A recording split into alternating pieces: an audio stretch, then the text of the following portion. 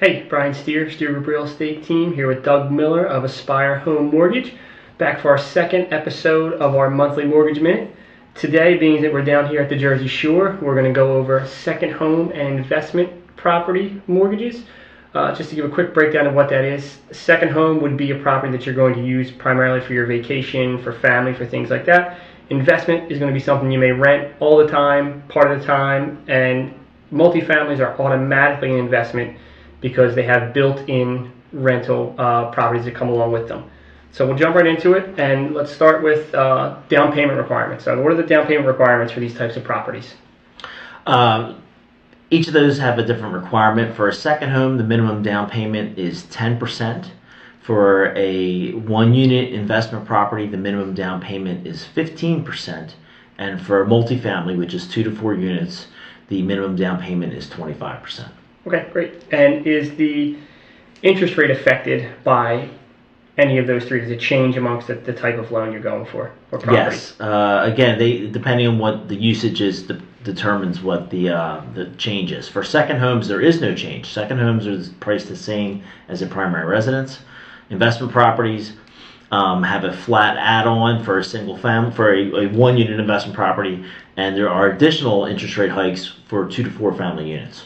Gotcha. Okay, cool. And we just have a couple of commonly asked questions here about these types of loans. First of all, with an investment property or a multifamily property, can you use the perceived income, rental income, as part of your income to qualify for the loan? That's a great question, Brian. Yes, you can use anticipated rents to qualify for the mortgage.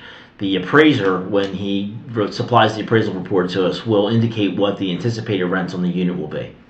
Okay, and how much of that anticipated rent can you use towards your, as income for you? You can use 75% of the rent as stated on the appraisal. Okay, so whatever the appraiser comes up with, you can use 75% of that. Great. Yep. Another commonly asked question is, does the distance matter? Do you have to live a certain amount of length away from a property to call it a second home? So, Fannie Mae's rule book says 60 miles is the general rule of thumb. I would say that having lent down here for over 10 years, I've never seen that rule be called into question. So if you're outside or inside the 60-mile radius and you want to buy a property at the beach, an underwriter's not going to question that. Okay, so for instance, if somebody was up in like Vineland or Bridgeton and they wanted to buy a second home down here in the Wildwoods, they wouldn't have an issue? No, you wouldn't have a problem with that. Gotcha. Cool.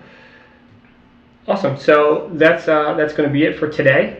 If you have any other questions regarding any type of mortgage, feel free to leave a comment. If there's something you want us to cover in a future video, leave a comment. You can always reach out to either of us if you have any questions. And thanks for taking the time to watch. We'll catch you on the next one.